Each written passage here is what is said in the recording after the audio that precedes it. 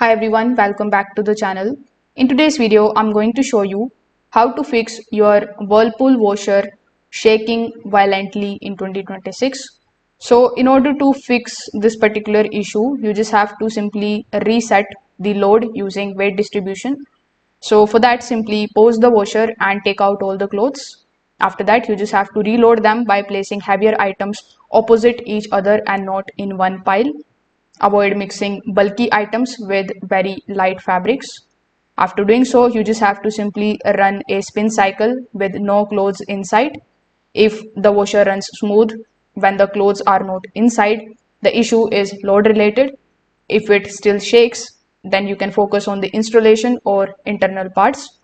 After that, you need to also check the floor contact at all 4 points. For that, you can just simply push each corner of the washer. If any corner lifts or rocks, you can adjust the leveling legs until all the 4 points are firmly grounded. Even slight imbalance amplifies the vibration.